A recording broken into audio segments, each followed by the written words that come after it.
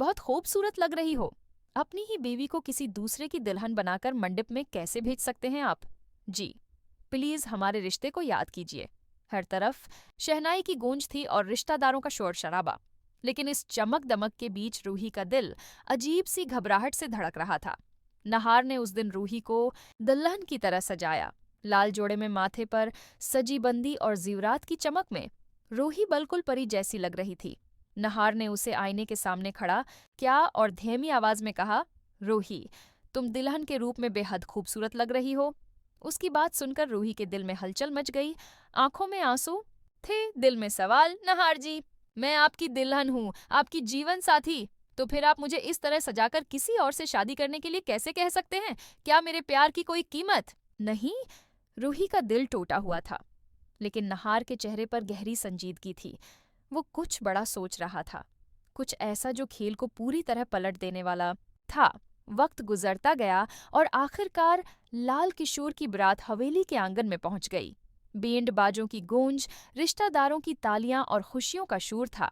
लाल किशोर दूल्हे के जोड़े में सजा हुआ आया था। उसके चेहरे पर अजीब सी मुस्कुराहट थी, जैसे उसे अपनी जीत पर पूरा भरोसा हो। दादी ने सबको इशारे से खामोश कराया और कहा, अब बस रूही और लाल किशोर का विवाह, निकाह मुकम्मल होगा। ये सुनकर रूही के होश उड़ गए। उसका दिल रो पड़ा, मगर वो कुछ बोल न सकी। आंखें नहार को ढूंढ रही थीं, जैसे उससे उम्मीद कर रही हूं कि वो कुछ करेगा। इसी वक्त जब लाल किशोर मंडप स्टेज की तरफ बढ़ा, उचांक नहार ने रूही का हाथ पकड़ा और उसे खींचकर मंडप में ले गया। सब दंग रह गए। पूरा माहौल एक पल में सन्नाटे में बदल गया। पुजारी मंत्र पढ़ रहा था, मगर सबकी नजरें नहार और रूही पर जमी थीं। और फिर बगैर किसी को मौका दिए नहार ने संदूर उठाया और रूही की मांग में भर दिया। रूही साख्त रह गई। उसकी आंखों से आंसू झड़झड़ करने लगे। वो समझ ही नहीं पा रही थी कि नहार ने यह सब अचानक क्यों किया। लाल किशोर गुस्से से तलमला उठा।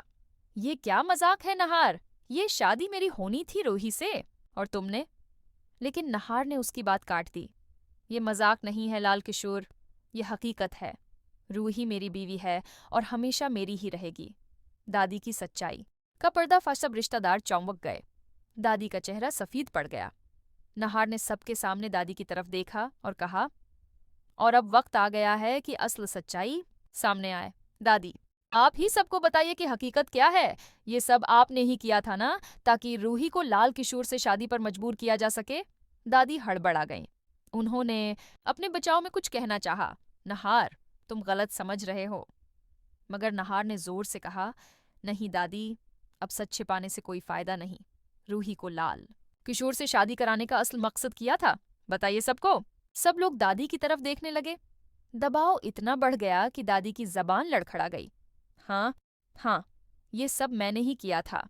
मैंने लाल किशोर के साथ मिल कर ये शादी तय की, क्योंकि मुझे डर था कि अगर नहार और रूही एक हो गए तो मेरी बनाई हुई सारी साजिशें, मेरी ताकत सब खत्म हो जाएगा।